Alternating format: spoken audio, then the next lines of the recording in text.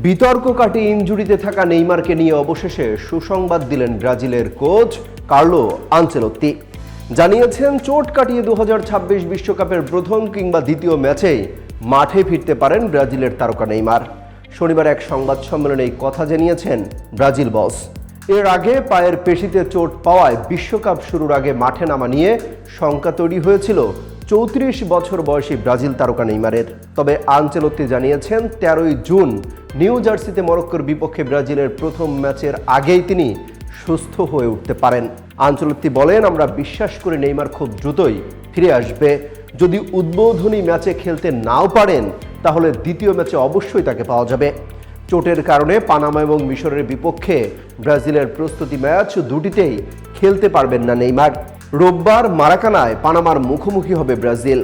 এরপর নিউ জার্সিতে বিশ্বকাপ ক্যাম্প শুরু করবে দলটি এবং 6 জুন ক্লিভল্যান্ডে মিশরের বিপক্ষে শেষ প্রস্তুতি ম্যাচ খেলবে। প্রায় 3 বছর জাতীয় দলের বাইরে থাকার পর বিশ্বকাপের 26 সদস্যের দলে নেইমারের অন্তর্ভুক্তি অনেকের কাছে বিস্ময়কর ছিল। চোট ও বাজে ফর্মের কারণে দীর্ঘদিন তিনি খেলতে পারেননি সেলেসাওদের হয়ে।